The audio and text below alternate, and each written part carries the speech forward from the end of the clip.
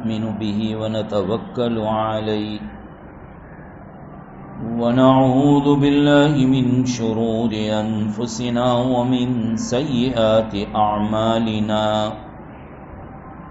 من يهده الله فلا مضل له ومن يضلله فلا هادي له ونشهد أن لا إله إلا الله وحده لا شريك له ونشهد أن سيدنا ونبينا ومولانا محمدا عبده ورسوله صلى الله تعالى عليه وعلى آله وأصحابه وأزواجه وأتباعه وبارك وسلم تسليما كثيرا أما بعد فأعوذ بالله من الشيطان الرجيم بسم الله الرحمن الرحيم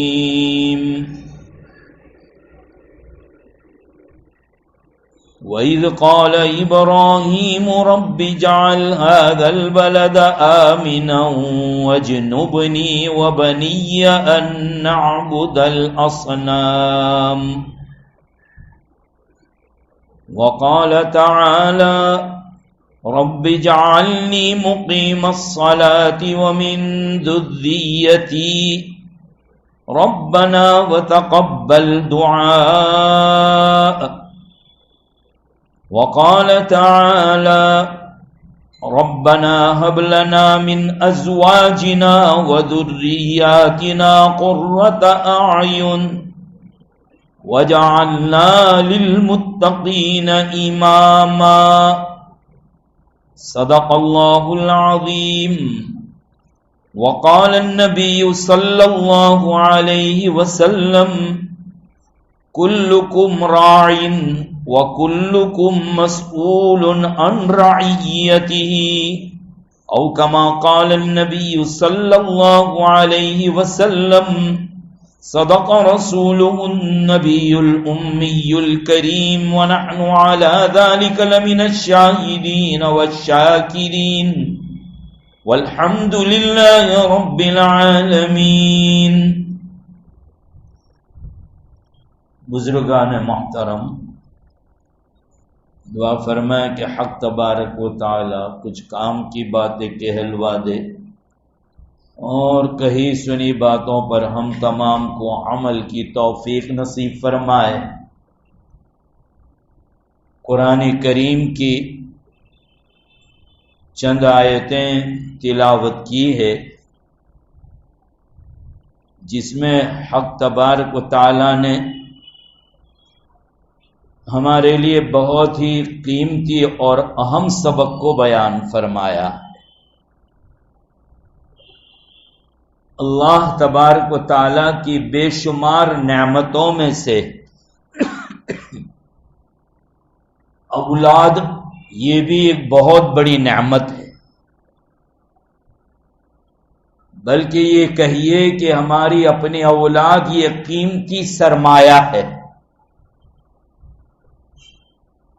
خاندان اور سماج اور معاشرے کی ترقی اور کامیابی کا سبب ہے. اس لیے اسلام میں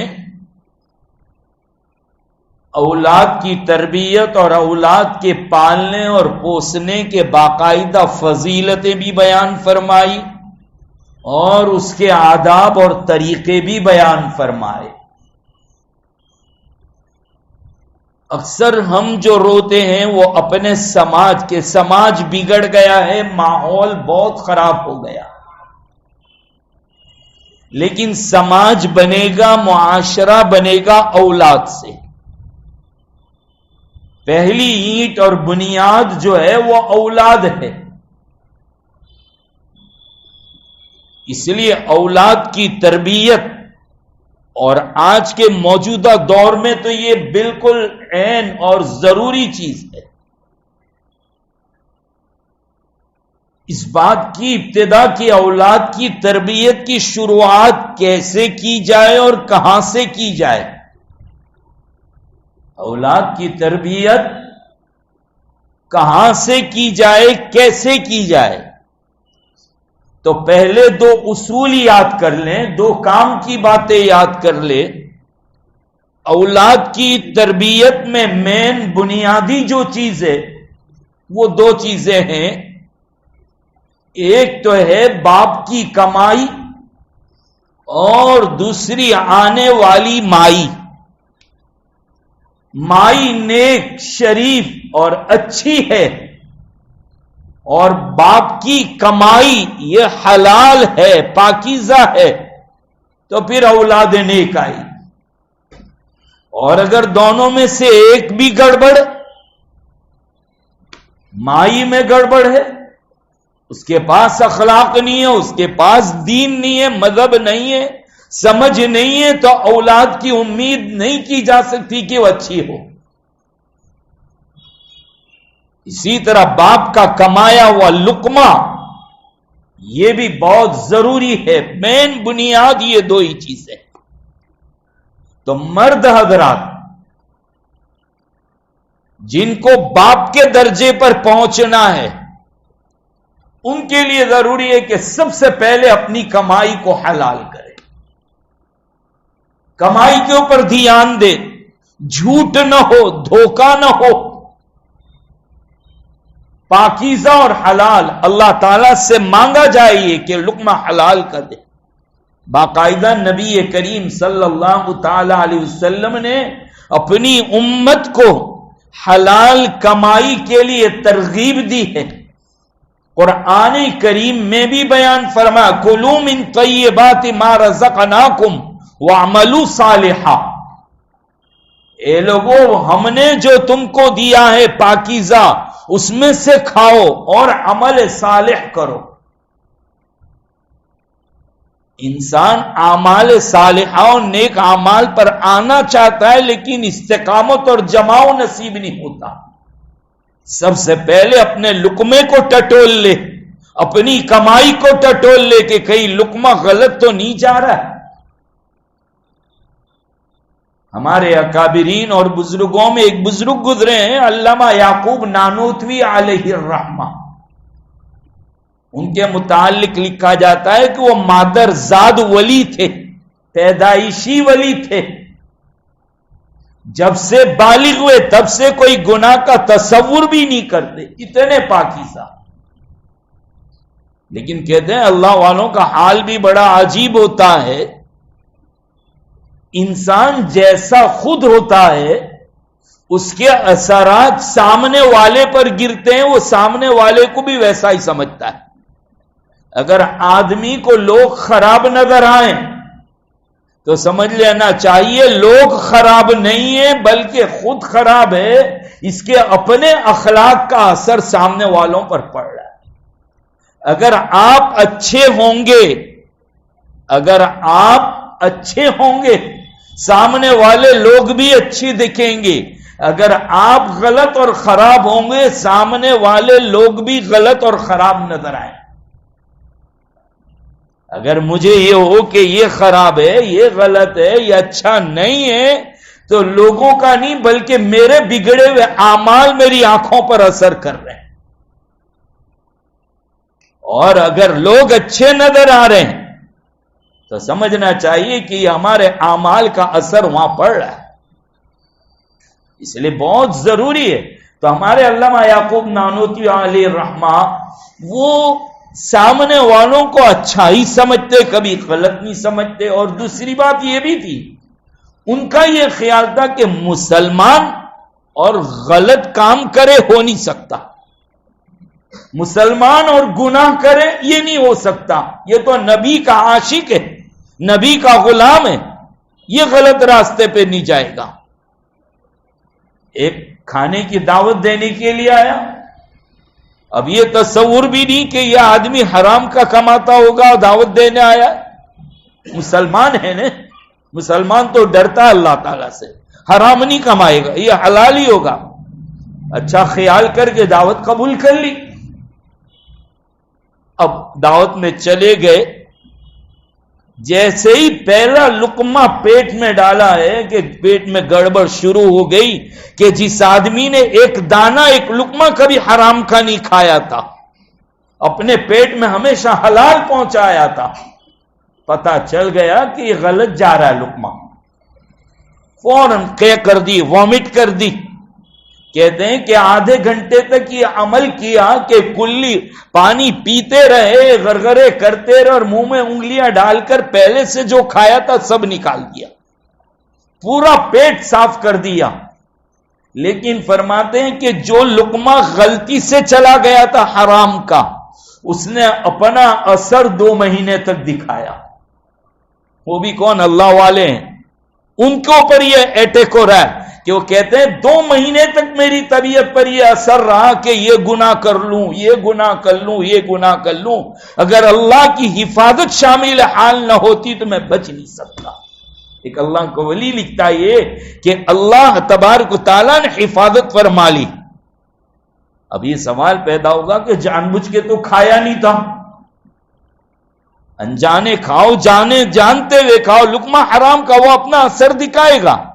آدمی ایسڈ کو شربت سمجھ کے پی جائے تو کیا ایسڈ اثر نہیں دکھائے گا؟ یقینی بات ہے کہ ایسڈ ہے، وہ اپنا اثر دکھائے گا۔ غلطی سے پیو کہ جان بوجھ کر پیو، وہ تو اپنا اثر دکھائے گا۔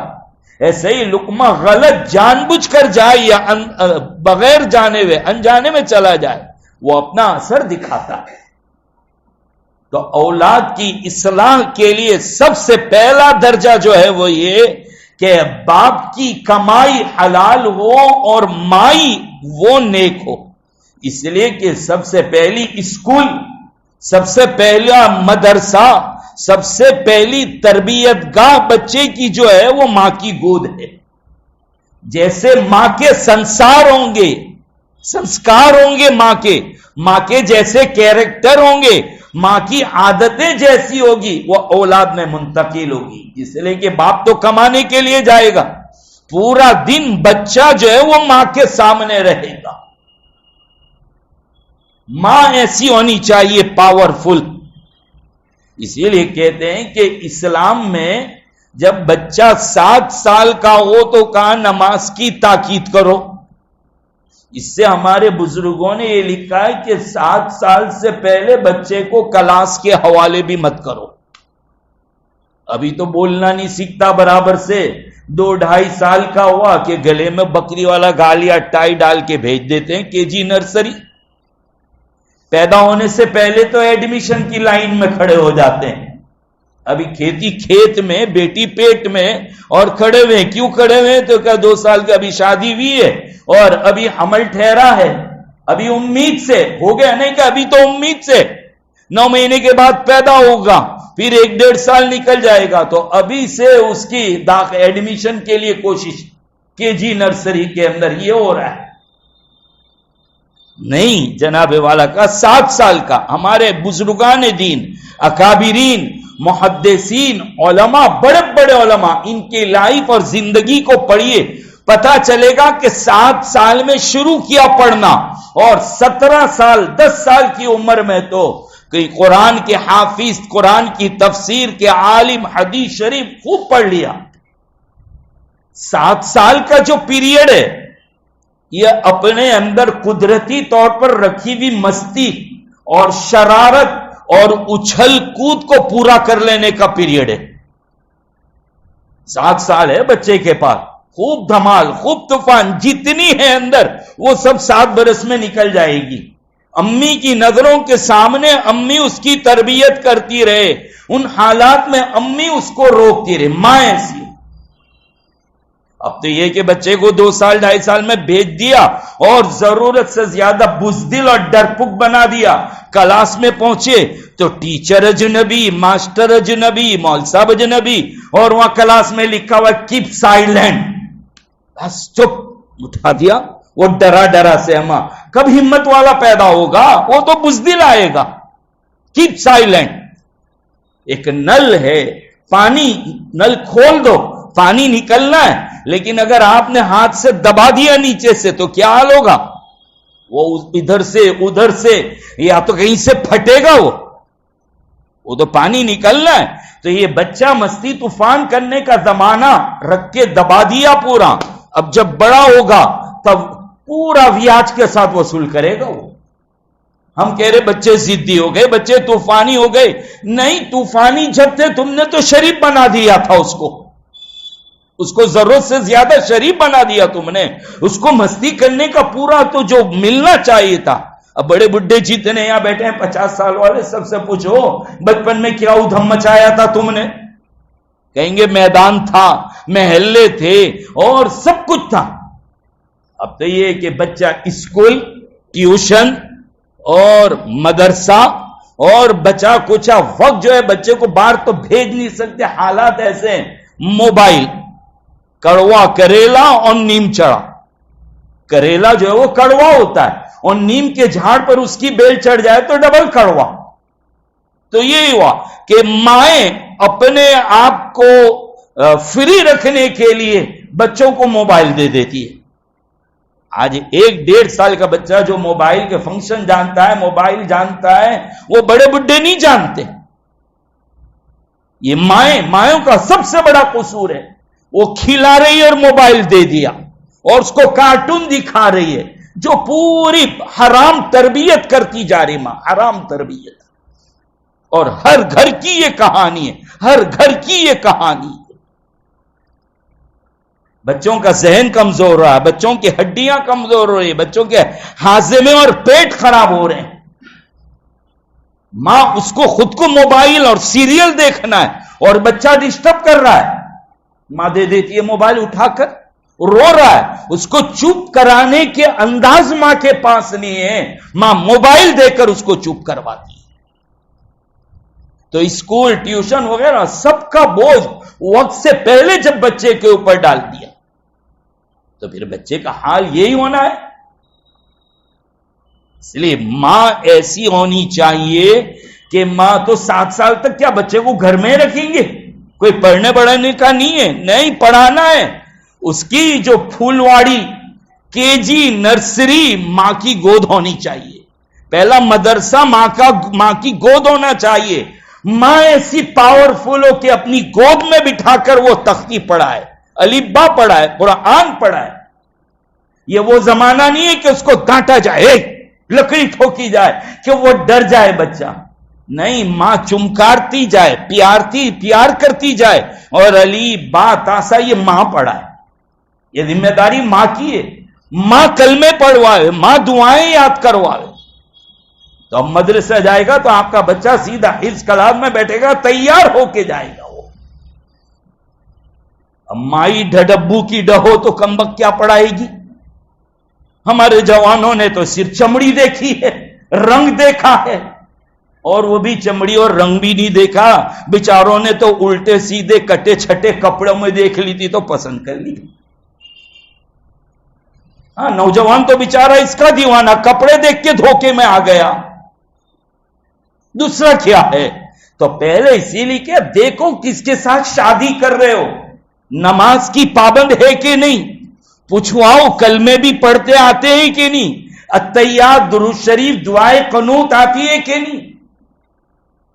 میرا ایک گھر میں جانا ہوا, دیکھا چھوٹی بچی ہے, 1.25 سال کی, 1.5 سال, 1.25 سال کی, 1.25 سال, ابھی تو بولنا نہیں سیکھے.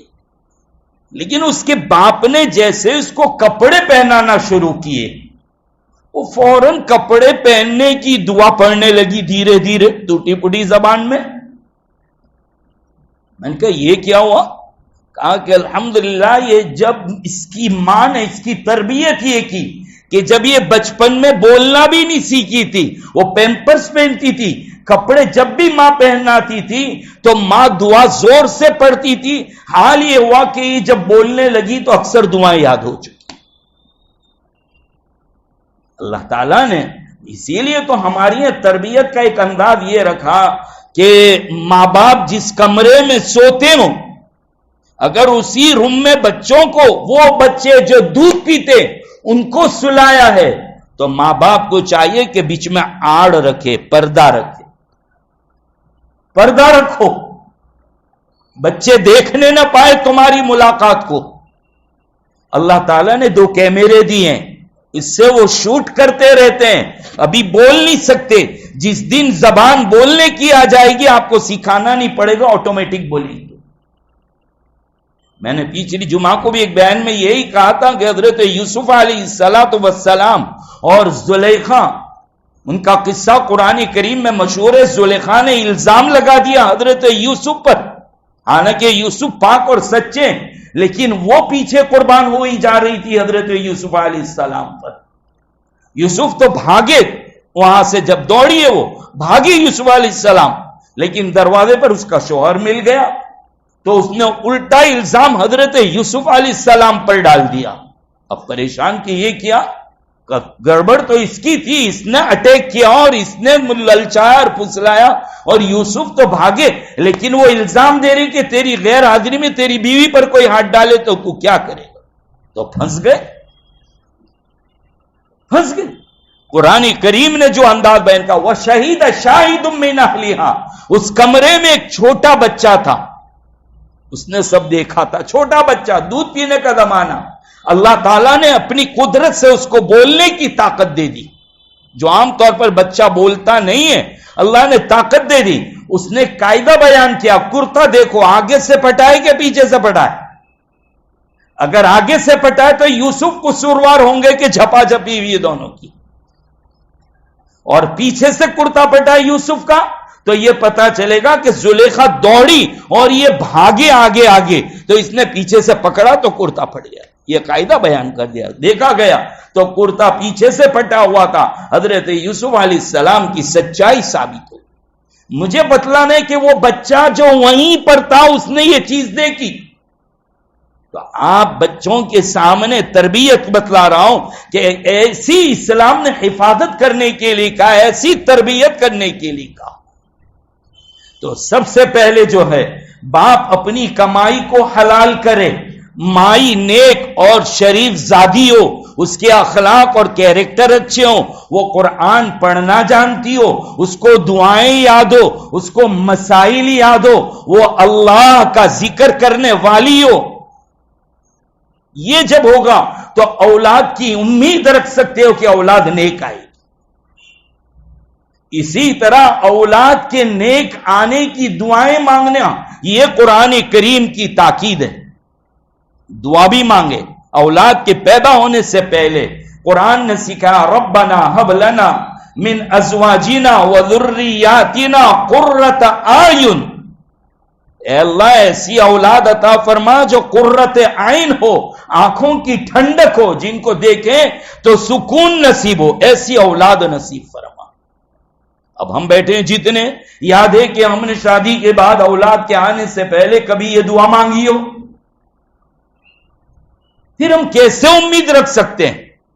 پھر اگر یہ طوفانی بن جائے، پھر اب جا کر کے مول صاحب وظیفہ دے دو، لاکھ وظیفے پڑھتے رہو، کچھ نہیں ہونا اب تو. بلکہ مول صاحب کو بھی، تعویذ لکھنے والوں کو بھی گلے میں لٹکا دو، تب بھی وہ سدھرنے والا نہیں. پہلے ربنا ہب لنا من ازواجنا وذریاتنا قرۃ اعین، بیوی اور بچے دونوں کے لیے دعا مانگو کہ آنکھوں کی ٹھنڈک بنا.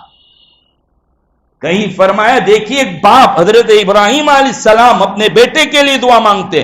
وَإِذْ قَالَ إِبْرَاهِيمُ رَبِّ اجْعَلْ هَذَا الْبَلَدَ آمِنًا، جب مکہ مکرمہ میں پہنچے تو دعا مانگی اس شہر کو امن والا بنا دا. وَجْنُبْنِي وَبَنِيَّ أَن نَعْبُدَ الْأَصْنَامَ، مجھے اور میرے بیٹوں کو، میرے بیٹے کو، میری اولاد کو بچا اس بات سے کہ ہم بت پرستی کریں. یعنی اولاد کے لیے سب سے پہلی یہ بات کی فکر ہو عقائد اس کے سدھرے، عقائد کی اصلاح. قرآن کریم اگر آپ پڑھیں گے سورہ لقمان، اس میں حضرت لقمان علیہ السلام اپنے بیٹے کو جو نصیحت کرتے ہیں، اس میں بھی سب سے پہلی جو چیز ہے وہ شرک سے بچانا. وَإِذْ قَالَ لُقْمَانُ لِابْنِهِ وَهُوَ يَعِظُهُ يَا بُنَيَّ لَا تُشْرِكْ بِاللَّهِ.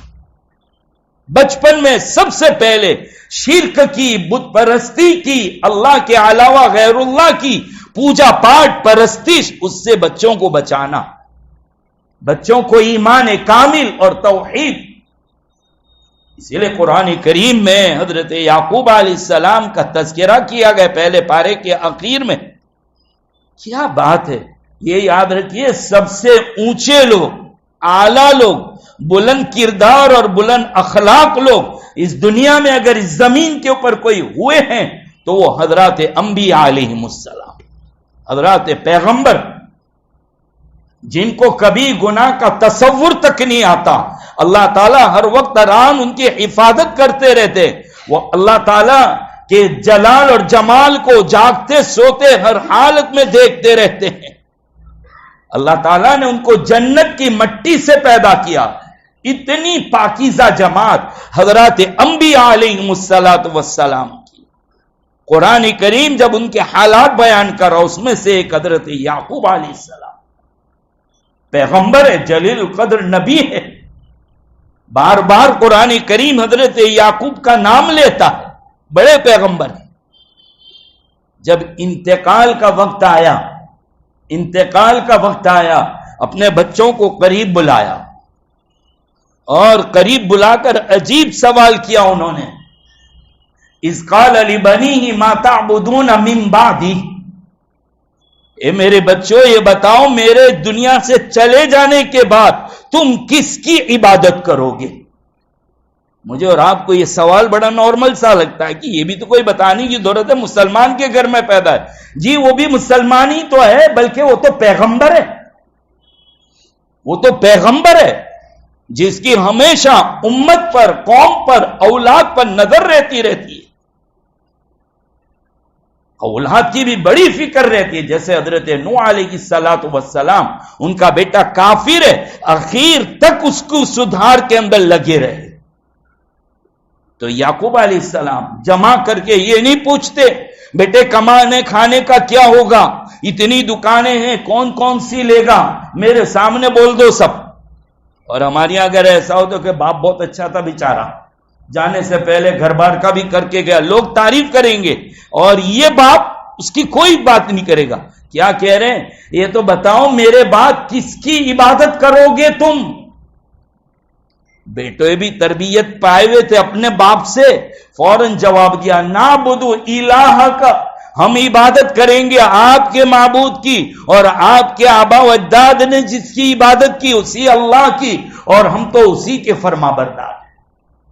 پتا چلا سب سے پہلے جو بچوں کو سکھانا ہے، سمجھانا ہے، جس چیز کی فکر کرنی ہے، اور موجودہ دور میں تو فرض عین ہے، وہ عقائد، وہ ایمان. سب سے پہلے ایمان کی فکر کرنا، اعمال کی فکر کرنا کہ بچے کے ایمان کیسے بنے. دوسری بات یہ ہے کہ بچہ پیدا ہو، سب سے ایک جو اہم رول اور کردار جو ادا کرتا ہے وہ بچوں کے نام بھی ہے. وہ بچوں کے نام ہیں. سمو باسماء الانبیاء، نبیوں کے نام پر اپنی اولادوں کے نام رکھو، صحابہ کے نام پر اپنی اولاد کے نام رکھو، ولیوں کے نام پر اپنی اولادوں کے نام رکھو، صحابہ، تابعین، تبع تابعین. اس کے لیے بہتر ہے اپنے امام سے، اپنے علماء سے، اپنے بزرگوں سے پوچھو. یہ نہیں کہ 5-10 نام لے کے چلے جاؤ، وہ جو دے دے وہ رکھ لو. ہم تو پہلے مفتی گوگل کے پاس جاتے ہیں، آج کل تو گوگل صاحب کا زمانہ ہے بھائی. ہاں گوگل، انٹرنیٹ، اور وہاں سے لیٹسٹ نام لے کر آتے ہیں، نہ جس کا ترجمہ ہے نہ جس کا معنی ہے. یا تو کوئی ہیرو ایسا آ گیا کہ جو اسلامک نام ہے اس کے اسلامی حالات ہے نہیں ہے، وہ بہت دور کی بات ہے. اسلامک نام ہے، یا تو اس کے پیچھے مریں گے. یا کوئی کرکٹر ایسا آ گیا کہ جس نے 2-4 سینچریاں لگا دی اور وہ بہت مشہور ہو گیا اور مسلمان ہے، اسلامک نام ہے. ہمارے یہاں بھی سب وہی کرکٹر پیدا ہوں گے اس وقت. نہیں، قرآن، اسلام، حدیث جو تعلیم دے رہی ہے. پہلے ہمارے بڑے بڑھوں کیا یہی تھا کہ بھئی کیا نام رکھا ہے، کیونکہ وہ ہمارے پردادا جو تھے نا ان کا نام ہے، ہمارا خاندانی اصلاح کا تعلق فلاں پیر اور بزرگ سے، ان کے نام پر پہلے یہ نام ہوا کرتے تھے. اب انٹرنیٹ سے پوچھ کر رکھیں، نیٹ کے معنی جعلی، اب جہاں سے پوچھ کر رکھو گے وہ وہی جعلی میں پھنسائے گا آپ کا. نام کا اثر آتا ہے. اللہ کے رسول صلی اللہ تعالی علیہ وسلم نے کئی نام بدلے ہیں، اور قرآن بھی کہتا نام ایسے رکھو جو تمہارے معاشرے کے اندر ذرا نیا بھی معلوم ہو۔ اب صحابہ کرام، انبیاء علیہ السلام، ان کے نام اس زمانے میں وہ رکھ لو، اولاد کے اندر اس کا اثر آئے گا، نیا پن بھی معلوم ہوگا۔ بیٹیوں کے نام بھی اپنے صحابیات کے نام پر، اکابرین اور بزرگان دین کی بیویاں اور ان کی بیٹیاں، ان کے نام پر نام رکھو۔ وہ جب نام ہوں گے تو اولاد کے اندر اس کا اثر ضرور آنے والا ہے۔ تو پہلے یہ ہے کہ بچوں کا نام اچھے سے رکھا جائے۔ بچوں کی تربیت میں مائیں وہ چاہیے کہ جو کپڑے بدلواوے، دودھ پلاوے، کھانا کھلاوے، ایک ایک حرکت پر مائیں دعا پڑھتی جائے۔ اگرچہ بچہ بولنے کی پوزیشن میں نہ ہو تب بھی ماں بولتی جائے کہ کانوں سے وہ ٹکرائے، جب بچہ بولنے لگے گا تو وہی بولے گا۔ اسی طرح موجودہ دور میں اگر اپنی بیٹیوں کی عزت اور آبرو کو بچانا ہے، ہاں بچانا ہے، فرض عین ہے، اس لیے کہ چاروں طرف سے ہماری اسکول اور ایجوکیشن، اس کی بکس جتنی ہیں وہاں کفر، ارتداد اور غلط باتیں پڑھائی جا رہی ہے۔ اور ہم کو ایجوکیشن کا شوق بھی ہے، ہماری بیٹیاں وہاں جا کر غیر مسلموں کے ہاتھ پر اپنی عزت کا سودا کرتی۔ یہ جو ہو رہا یہ حالات، اس میں اور آپ قصوروار ہیں۔ ہم نے اپنی بیٹیوں کے کپڑوں کی طرف توجہ نہیں دی ہے۔ غلط سلط بچیوں کو کپڑے، ٹی شرٹ، لینگیز، فیٹ فاٹ کپڑے، خدا کے واسطے بچاؤ اپنے اولاد کو۔ یہ مت سمجھو کہ یہ تو بچے ہیں، بھی بڑے ہوں گے تو سدھر جائیں گے۔ سرور کائنات صلی اللہ تعالی علیہ وسلم کے نواسے صدقے کی کھجوریں آئی ہے، اور پیارا تو اتنا نواسا کہ منبر پر خطبہ دے رہے آقا، اور نواسے آئے گر رہے تھے، نیچے اتر گئے، جا کر لیا اور کاندھے پر بٹھایا۔ پیار تو اتنا، لیکن ایک وہ غلط کھجور جو ان کے صدقے کی وہ کھا نہیں سکتے تھے، اس خاندان کے لیے، خاندان نبوت کے لیے جائز نہیں، خالی ایک کھجور، فوراً آقا نے گلے تک انگلی اتار دی اور کخ کخ کہہ کر نکال لی، کھانے نہیں دیا۔ ایک بچہ بھوکا پیاسا، ادھر اللہ کے نبی صلی اللہ تعالی علیہ وسلم کھانے بیٹھے، وہ بھی بیٹھ گیا، آپ کی بی بی ام سلمہ، ان کے پہلے گھر کا بچہ، وہ کھانے کے لیے بیٹھ گیا، بھوک لگی، اب ادھر سے ہاتھ مار رہا، ادھر سے ہاتھ مار رہا، ادھر سے پکڑ لیا اللہ کے نبی نے ہاتھ، یا غلام کل بسم اللہ، اے بچے اللہ کا نام لے کر کھا، وَكُلْ مِمَّا يَلِيكَ، اپنے آگے سے کھا۔ کیا کہا؟